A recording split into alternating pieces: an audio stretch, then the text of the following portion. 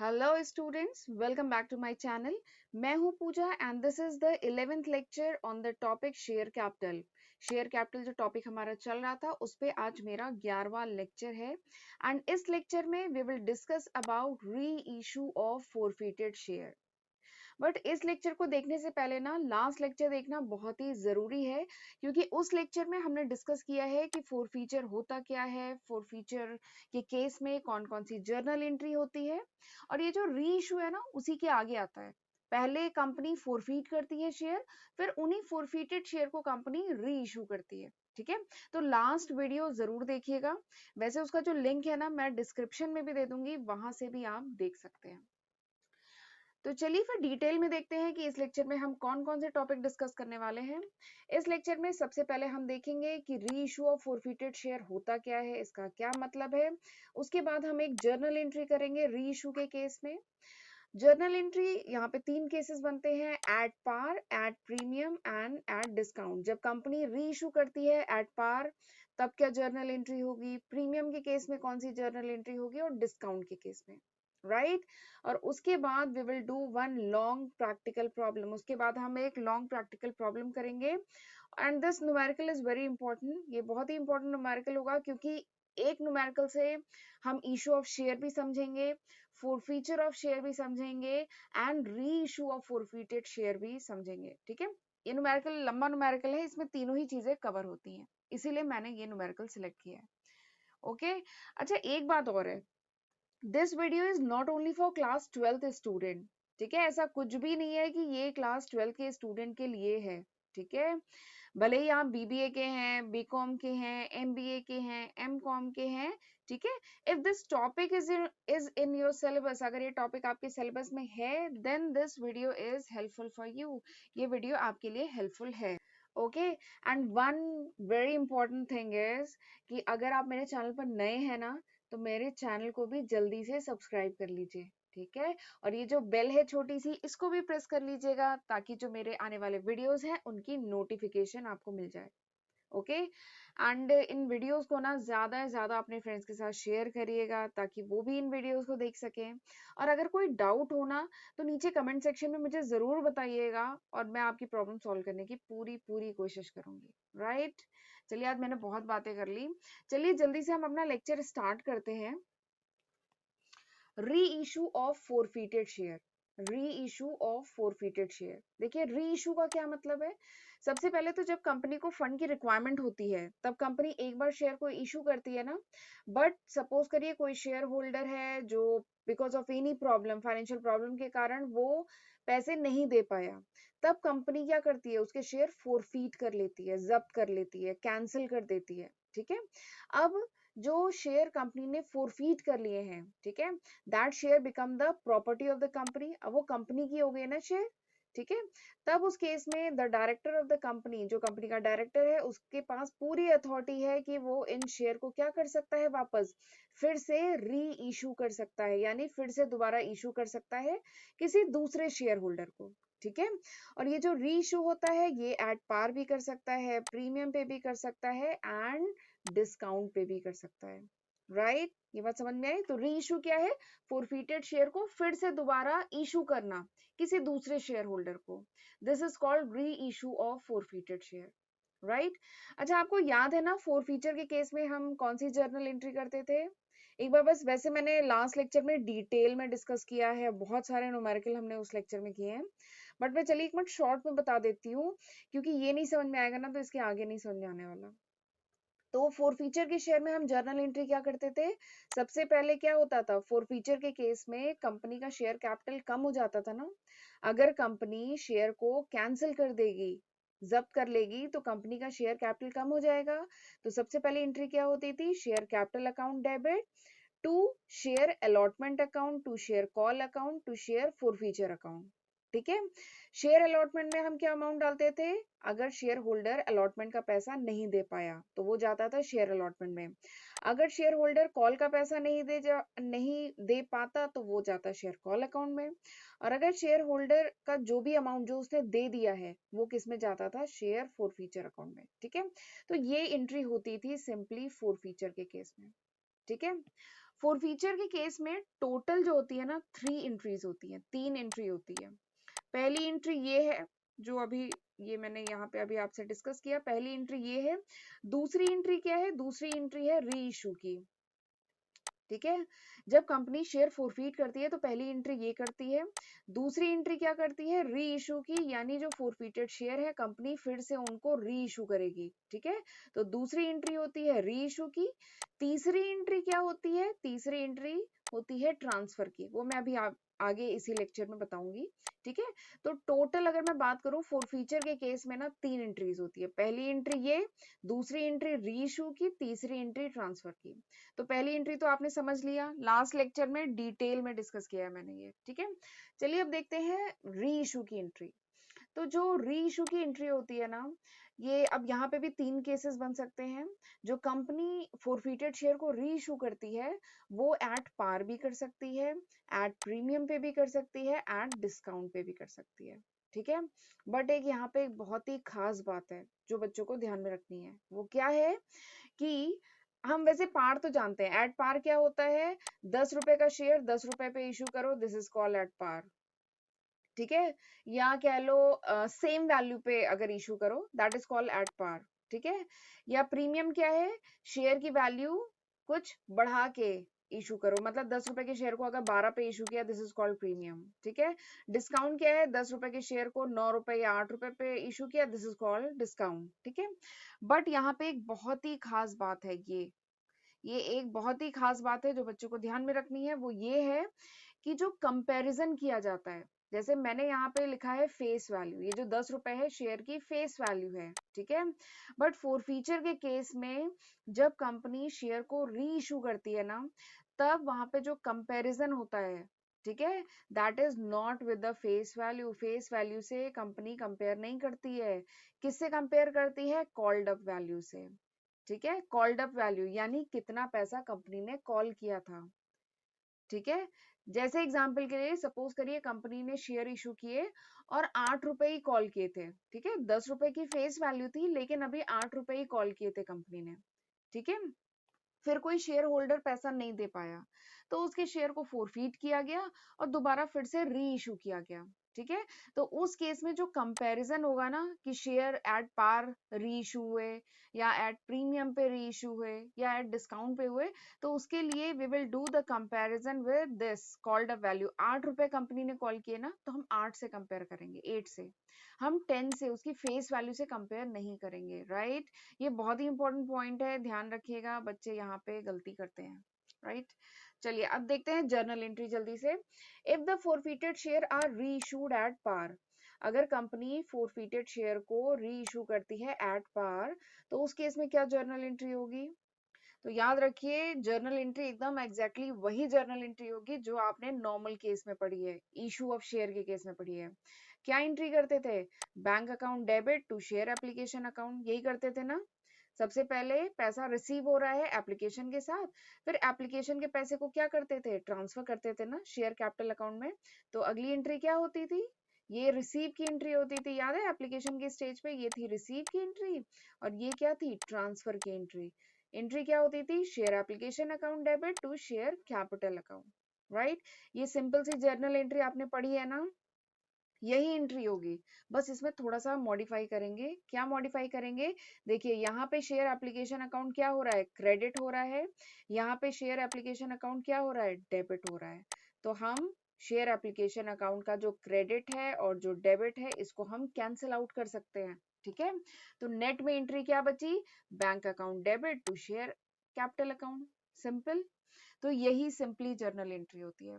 Generally क्या होता है, जब कंपनी शेयर को री इशू करती है ना, तो एप्लीकेशन, अलॉटमेंट, कॉल अलग अलग स्टेजेस पे नहीं कॉल करती है, जनरली पैसा एक बार में ही कॉल कर लेती है। तो यहाँ पे फिर एक बार में क्या एंट्री होगी? Bank account debit to share capital account. ठीक है, और इसमें बैंक अकाउंट डेबिट में अमाउंट क्या जाएगा? जो भी री इशू की प्राइस है। ठीक है, जो भी कंपनी को पैसा रिसीव हो रहा है, री इशू की जो प्राइस है, that will come in bank account debit. और शेयर कैपिटल अकाउंट में क्या जाएगा? जो भी पेड अप वैल्यू है। राइट, तो इस तरीके से एट पार पे इशू होता है।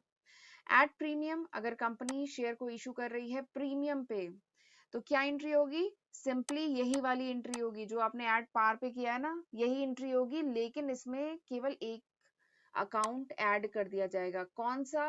आपने पढ़ा है इसे, to security premium account, premium पे। ठीक है, अगर 8 रुपए के शेयर को कंपनी 9 रुपए पे इशू कर रही है, 8 रुपए सपोज करिए कॉल्ड अप किया था कंपनी ने कॉल्ड अप किए थे 8 रुपए, अब जब री इशू कर रही है तो 9 रुपए पे री इशू कर रही है। ठीक है, तो यहाँ पे जो 1 रुपए का जो डिफरेंस है दैट इज प्रीमियम, ये प्रीमियम है ना, 8 रुपए कॉल्ड अप किए थे इससे पहले और अब उसे री इशू कर रही है 9 रुपए पे, तो 1 रुपए का यहाँ पे प्रीमियम है। तो ये जो प्रीमियम का अमाउंट है ये कहाँ जाता था? सिक्योरिटी प्रीमियम अकाउंट में जाता था ना। And this premium is an income for the company. ये जो प्रीमियम का अमाउंट है ये कंपनी के लिए इनकम है ना, तो इनकम को हम जानते हैं, हम क्या करते हैं? क्रेडिट करते हैं। ठीक है, इसीलिए यहाँ पे सिक्योरिटी प्रीमियम अकाउंट क्रेडिट किया गया है, राइट। तो एंट्री क्या हो जाएगी? Bank account debit to share capital account to security premium account. ठीक है, security premium account is an income for the company. इसमें केवल वो जो 1 रुपए, जो प्रीमियम का अमाउंट है 1 रुपए, वो सिक्योरिटी प्रीमियम अकाउंट में रिकॉर्ड करेंगे, राइट। अब चलिए डिस्काउंट का केस देखते हैं। अगर कंपनी ने फोरफिटेड शेयर को री इशू किया है डिस्काउंट पे, ठीक है, तो उस केस में क्या होगा? सिंपली वही जर्नल एंट्री होगी जो आपने एट पार के केस में किया था। क्या जर्नल एंट्री किया था? Bank account debit to share capital account. ठीक है, लेकिन इसमें फिर एक अकाउंट ऐड हो जाएगा। अच्छा, यहाँ पे थोड़ा सा खास है, थोड़ा सा ट्विस्ट है। एक अकाउंट यहाँ पे ऐड हो जाएगा, वो कौन सा अकाउंट है? नॉर्मल केस में हम कौन सा अकाउंट करते थे? हम यहाँ पे लिखते थे discount on issue of share लिखते थे, याद है? इसकी जगह हम क्या लिखते थे? पहले हमने की है इशू के केस में एंट्री, हम यहाँ पे क्या लिखते थे? Discount on issue of share. ठीक है, लेकिन ये क्या है? ये री इशू का केस है, कंपनी यहाँ पे शेयर दोबारा इशू कर रही है, ठीक है, किसी दूसरे शेयर होल्डर को। तो यहाँ पर हम क्या करते हैं? यहाँ पे हम discount on issue of share न लिख करके हम यहाँ पे लिखेंगे शेयर फॉर फीचर अकाउंट। ठीक है, क्यों यहाँ पे लिखा है शेयर फॉर फीचर अकाउंट? क्योंकि अभी मैं आपको नेक्स्ट स्लाइड में बताऊंगी रूल। जब भी कंपनी शेयर को री इशू कर रही है और डिस्काउंट पे री इशू कर रही है, तब उस केस में कंपनी मैक्सिमम डिस्काउंट कितना दे सकती है? तो मैक्सिमम डिस्काउंट केवल उतना ही दे सकती है जितना कंपनी के फॉर फीचर अकाउंट में है। ध्यान से सुनिएगा, जब भी कंपनी शेयर को री इशू करती है, ठीक है, डिस्काउंट पे री इशू करती है, तो उस केस में मैक्सिमम डिस्काउंट कंपनी कितना दे सकती है? जितना कंपनी के शेयर फॉरफीचर अकाउंट में पैसा है। या कह लीजिए इससे पहले जब कंपनी ने शेयर को इशू किया था तो कितना अमाउंट कंपनी ने जब्त किया था, केवल वही मैक्सिमम डिस्काउंट दे सकती है। इसीलिए यहाँ पे लिखा है शेयर फॉरफीचर अकाउंट, राइट, समझ में आ गया? Bank account debit to share capital account, ये तो आप जानते हैं, लेकिन यहाँ पे डिस्काउंट ऑन इशू की जगह हो जाएगा शेयर फॉर फीचर अकाउंट। इस बात का खास ख्याल रखिएगा, ठीक है। चलिए, अब मैं आपको बता देती हूँ कि कंपनी मैक्सिमम डिस्काउंट कितना दे सकती है। सपोज करिए कंपनी ने ओरिजिनली शेयर को इशू किया था एट पार या प्रीमियम पे इशू किया था, ठीक है, फिर कंपनी ने शेयर को फोरफीट किया और दोबारा री इशू किया, ठीक है, और री इशू किया है डिस्काउंट पे, तब मैक्सिमम डिस्काउंट कंपनी कितना दे सकती है? उतना ही दे सकती है जितना अमाउंट मिला है कंपनी को उस शेयर होल्डर से, जो भी ओरिजिनल शेयर होल्डर था, उसने जितना अमाउंट कंपनी को दिया था, जितना अमाउंट कंपनी ने जब्त किया था, केवल उतना ही मैक्सिमम डिस्काउंट दे सकती है। ये खास बात है, ठीक है। And one more important point is, suppose करिए कंपनी ने ओरिजिनली पहले भी डिस्काउंट पे शेयर को इशू किया था और जब री इशू किया तो भी डिस्काउंट पे री इशू किया, ठीक है, तो उस केस में भी मैक्सिमम परमिसिबल डिस्काउंट कितना होगा? मैक्सिमम परमिसिबल डिस्काउंट होगा जो अमाउंट शेयर होल्डर ऑलरेडी पे कर चुका है, ठीक है, जो ओरिजिनल शेयर होल्डर था पहले वाला, वो जो अमाउंट पहले पे कर चुका था, प्लस जो भी अमाउंट का डिस्काउंट कंपनी ने पहले दिया था, ठीक है। ठीक है, पहले जब कंपनी ने पहली बार जब शेयर को इशू किया था तो जितना डिस्काउंट दिया था, प्लस वो जो शेयर होल्डर था उसने कितना पैसा ऑलरेडी दे दिया, जितना पैसा जब्त किया गया वो, ठीक है, तो this is the maximum permissible discount. यही वो मैक्सिमम परमिसिबल डिस्काउंट है जो कंपनी दे सकती है। राइट। अभी हम एक न्यूमेरिकल करेंगे ना तो ये चीजें और अच्छे से क्लियर हो जाएंगी। अब मैंने बताया था ना 3 एंट्रीज करते हैं फॉर फीचर के केस में। पहली फॉर फीचर की एंट्री, दूसरी री इशू की एंट्री, तीसरी एंट्री भी मैंने कहा था ना, तो तीसरी एंट्री यही है, ट्रांसफर की एंट्री। ट्रांसफर की एंट्री में क्या होता है, शेयर फॉर फीचर अकाउंट में जो भी बैलेंस बचता है, डिस्काउंट में अगर शेयर को इशू किया जा रहा है तो डिस्काउंट देने के बाद जो भी क्रेडिट बैलेंस बच जाता है शेयर फॉर फ्यूचर अकाउंट में, वो क्या है कंपनी के लिए, that is the profit for the company, that is the capital profit of the company. तो this capital profit is transfer to capital reserve of the company. ये जो capital profit हुआ है कंपनी को, कंपनी इसको कहाँ ट्रांसफर करती है, कैपिटल रिजर्व में ट्रांसफर करती है। ठीक है, तो लास्ट एंट्री यही है, तीसरी एंट्री क्या एंट्री है, share forfeiture account debit to capital reserve account. ठीक है, इस एंट्री में कंपनी क्या करती है, जो भी बैलेंस बच गया है शेयर फॉर फ्यूचर अकाउंट में वो कंपनी ट्रांसफर कर देती है कैपिटल रिजर्व अकाउंट में। राइट, तो these are the 3 entries in case of forfeiture. Forfeiture के केस में 3 एंट्री होती है, पहली फॉर फीचर की, दूसरी री इशू की, तीसरी ट्रांसफर की। राइट, चलिए अब हम एक न्यूमेरिकल करते हैं। अगर ये न्यूमेरिकल समझ में आ गया ना तब आपका फॉर फीचर का टॉपिक क्लियर। और ये न्यूमेरिकल इतना कोई डिफिकल्ट नहीं है, ठीक है, आप आसानी से कर लेंगे, मुझे पता है। चलिए शुरू करते हैं।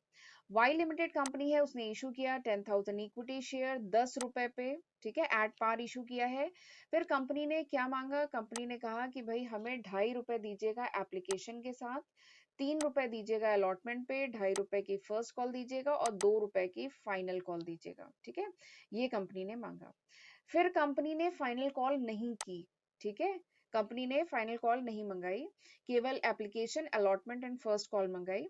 उसके बाद एक थे मिस्टर गोपाल, इनके पास 1000 शेयर थे, ये अलॉटमेंट का पैसा नहीं दे पाए। ठीक है, और ये फर्स्ट कॉल का पैसा नहीं दे पाए। फिर कंपनी के जो डायरेक्टर थे उन्होंने क्या किया, शेयर को फोरफीट कर लिया, जब्त कर लिया, और फिर इन शेयर को री इशू किया गया। किस प्राइस पे, 8.5 पे पर शेयर इशू किया गया, री इशू किया गया। तो you need to do the journal entry, आपको जर्नल एंट्री करनी है। ठीक है, क्वेश्चन समझ में आया। चलिए एक बार मैं समराइज करके यहाँ पे लिखती हूँ। कंपनी ने कितने 10,000 शेयर इशू किए हैं, कैसे कैसे मांगा है, 2.5 रुपए एप्लीकेशन के टाइम मांगा, फिर कितना मांगा, फिर 3 रुपए अलॉटमेंट के टाइम मांगा, 2.5 रुपए की फर्स्ट कॉल मांगी और 2 रुपए की फाइनल कॉल मांगी। ठीक है, मांगी क्या, नहीं मांगी, 2 रुपए की फाइनल कॉल कंपनी ने नहीं मांगी, इसमें बताया ना। तो कंपनी ने एप्लीकेशन मांगा, अलॉटमेंट मांगा और फर्स्ट कॉल मांगा, 2 रुपए की फाइनल कॉल डिसाइड हुई थी बट कंपनी ने मांगी नहीं। ठीक है, तो चलिए करना शुरू करते हैं क्वेश्चन। तो हमने इशू ऑफ शेयर के केस में पढ़ा है कौन कौन सी स्टेजेस होती हैं, पहली होती है एप्लीकेशन की स्टेज। एप्लीकेशन की स्टेज पे 2 एंट्रीज होती है ना, पहली एंट्री क्या होती है, रिसीव की, दूसरी एंट्री ट्रांसफर की। पहली एंट्री रिसीव की होती है ना, जब एप्लीकेशन के साथ पैसा रिसीव होता है, तो एंट्री क्या होगी, bank account debit to share application account. ठीक है, अमाउंट कितना होगा, 10,000 शेयर पे 2.5 रुपए कंपनी ने मांगे थे और पूरे रिसीव भी हुए थे। ठीक है, तो मल्टीप्लाई करिए, 10,000 मल्टीप्लाइड बाई 2.5, तो आ गया आपका 25,000। ठीक है, अगली एंट्री क्या होती थी, ट्रांसफर की। जो भी शेयर एप्लीकेशन अकाउंट में जो भी पैसा रिसीव हुआ है वो कहाँ ट्रांसफर होगा, शेयर कैपिटल अकाउंट में। तो एंट्री क्या होगी, share application account debit to share capital account. Amount कितना होगा, वही 25,000, जितना रिसीव हुआ है वही तो ट्रांसफर होगा। फिर अगली स्टेज क्या थी, याद करिए अगली स्टेज क्या थी, अगली स्टेज थी अलॉटमेंट की। अलॉटमेंट की स्टेज थी, अलॉटमेंट की स्टेज में भी 2 एंट्रीज होंगी, कौन कौन सी एंट्री, पहली एंट्री है ड्यू की, अगली एंट्री क्या है, रिसीव की। ठीक है, ड्यू की एंट्री में क्या होता है कि अब कंपनी कहती है कि भाई आपका अलॉटमेंट का पैसा ड्यू हो गया है, दीजिए। ठीक है, तो एंट्री क्या होती है, share allotment account debit to share capital account. ठीक है, ड्यू कितना हुआ था, 10,000 शेयर पे 3 रुपए पर शेयर ड्यू हुआ था, यानी मल्टीप्लाई करिए आ जाएगा आपका 30,000। ठीक है, 30,000 ड्यू हुआ था। बट क्या सारे शेयर होल्डर ने अलॉटमेंट का पैसा दे दिया था, नहीं, मिस्टर गोपाल थे जो नहीं दे पाए थे।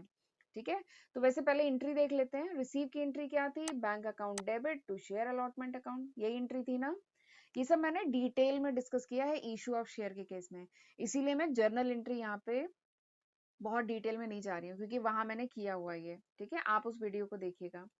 तो रिसीव क्या पूरा पैसा हुआ? नहीं, यहाँ पे 1000 शेयर थे मिस्टर गोपाल के पास, वो पैसा नहीं दे पाए। तो पैसा रिसीव कितना हुआ? 9000 शेयर पे 3 रुपए रिसीव हुआ। तो 9000 मल्टीप्लाइड बाई 3 दैट इज 27000। तो ड्यू हुए थे 30000, ठीक है, अलॉटमेंट की स्टेज पे ड्यू थे 30000 लेकिन रिसीव हुए 27000, राइट। तो ये हो गई अलॉटमेंट की स्टेज। अब अगली स्टेज कौन सी होती है बताइए जल्दी से? अगली स्टेज होती है फर्स्ट कॉल की। फर्स्ट कॉल में भी सेम होता है, पहले ड्यू की एंट्री देन रिसीव की एंट्री, ठीक है। ड्यू की एंट्री में क्या होगा? Equity share first call account debit to equity share capital account, ठीक है। इसमें कंपनी क्या कहती है कि भाई आपके 2.5 रुपए ड्यू हो गए हैं फर्स्ट कॉल के, तो 10,000 शेयर पे 2.5 रुपए कंपनी कॉल करती है, तो मल्टीप्लाई करिए यू विल गेट 25,000, ठीक है। अब क्या सारे शेयर होल्डर ने पैसा दिया? नहीं, मिस्टर गोपाल फिर नहीं दे पाए फर्स्ट कॉल का पैसा, ठीक है। तो एंट्री क्या होगी? Bank account debit to equity share first call account, ठीक है। इसमें शेयर कितने होंगे? 9000 शेयर, क्योंकि मिस्टर गोपाल के पास 1000 शेयर थे ना, तो उसे हटा दीजिए तो बचे 9000 शेयर। तो 9000 शेयर पे 2.5 रुपए रिसीव हुआ, तो आप इसे मल्टीप्लाई करेंगे यू विल गेट 22,500, ठीक है। यहाँ तक एंट्री समझ में आई? तो हमने एप्लीकेशन कर लिया, अलॉटमेंट कर लिया, फर्स्ट कॉल कर लिया। अगर कंपनी ने सेकंड कॉल की होती तो इसके बाद हम सेकंड कॉल करते, बट कंपनी ने सेकंड कॉल का पैसा तो मंगाया ही नहीं ना, तो बस ये 3 स्टेज हो गई। अब हम करेंगे फोर फीचर की एंट्री, ठीक है। मैंने बताया था फोर फीचर के केस में 3 एंट्री, ये हो गई फोर फीचर की एंट्री, ये हो गई री इशू की एंट्री, और ये हो गई ट्रांसफर की एंट्री। मैंने बताया था ना 3 एंट्री करते हैं हम। अब फोरफीटेड शेयर अगर री इशू हो रहे हैं तब 3 एंट्री होती है, ठीक है। अब फोर फीचर के केस में हमें एंट्री याद है, क्या एंट्री होती थी? क्योंकि कंपनी का जो शेयर कैपिटल है वो रिड्यूस हो रहा है ना, तो एंट्री क्या होती थी? Equity share capital account debit to equity share allotment account to equity share first call account to share forfeiture account, ठीक है। इक्विटी शेयर कैपिटल अकाउंट में अमाउंट क्या जाता था? इसमें वो अमाउंट जाता था जो कंपनी ने कॉल किया। यहाँ पे ये चीज बहुत ही इंपॉर्टेंट है, इसको एकदम ध्यान रखिएगा। यहाँ पे बच्चे गलती करते हैं, लिखते हैं फेस वैल्यू 10 रुपए, फेस वैल्यू नहीं, यहाँ पे लिखते हैं कॉल्ड अप अमाउंट, यानी कंपनी ने कितना कॉल किया था। तो कंपनी ने तो 8 रुपए कॉल किया था ना, फाइनल कॉल तो कंपनी ने की नहीं थी जो 2 रुपए की थी। तो 10 रुपए में से कंपनी ने केवल 8 रुपए कॉल किए थे, तो यहाँ पे हम 8 लिखेंगे, ठीक है। तो इक्विटी शेयर कैपिटल अकाउंट में क्या जाएगा? 1000 शेयर फोरफीट हुए और 8 रुपए कंपनी ने कॉल किया था, तो आ गया 8000। इक्विटी शेयर अलॉटमेंट अकाउंट में क्या जाएगा? वो पैसा जो शेयर होल्डर अलॉटमेंट का नहीं दे पाया, तो 1000 शेयर पे 3 रुपए नहीं दे पाया, तो आ गया 3000। अगला फर्स्ट कॉल में लिखेंगे वो अमाउंट जो फर्स्ट कॉल का नहीं दे पाया, तो 1000 मल्टीप्लाइड बाई 2.5 यानी 2500। फिर उसके बाद है शेयर फॉरफीचर अकाउंट, इसमें वो अमाउंट डालते हैं जो फोरफीट हो गया, जो जब्त हो गया। तो 1000 शेयर पे 2.5 रुपए दे चुका था ना शेयर होल्डर, तो 2500 जब्त हो गया, ठीक है।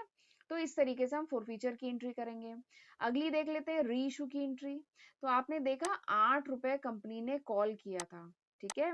और फिर जब शेयर को री इशू किया तो कितने पे री इशू किया? 8.5 पे री इशू किया ना, तो यहाँ पे कंपनी ने शेयर को प्रीमियम पे री इशू किया है, ठीक है। यहाँ पे बताया नहीं गया है, आपको निकालना होगा कि प्रीमियम पे इशू किया है, प्रीमियम पे री इशू किया है, ठीक है। तो फिर री इशू के केस में अगर प्रीमियम पे री इशू होता है तो एंट्री क्या होती है? Bank account debit to equity share capital account to security premium account, ठीक है। अमाउंट कितना होगा? 1000 शेयर को री इशू किया है ना, कितने पे किया है? 8.5 पे, मल्टीप्लाई करिए 8500। फिर इक्विटी शेयर कैपिटल अकाउंट में कितना पैसा जाएगा? इसमें हम बेस वैल्यू 8 रुपए का शेयर था ना वैसे वो, ठीक है। तो 1000 शेयर पे 8 मल्टीप्लाइड करेंगे तो आ जाएगा 8000। प्रीमियम कितने का था? 50 पैसे का प्रीमियम था ना, 8 रुपए के शेयर को 8.5 पे इशू किया, 50 पैसे का प्रीमियम था, तो 1000 शेयर मल्टीप्लाइड बाई 0.5 तो आ गया 500। तो दिस इज द प्रीमियम। तो this is the entry of री issue of share at premium. तो ये एंट्री होगी जब कंपनी शेयर को री इशू करती है प्रीमियम पे, राइट। अब हम करने जा रहे हैं लास्ट एंट्री। लास्ट एंट्री क्या है? ट्रांसफर की।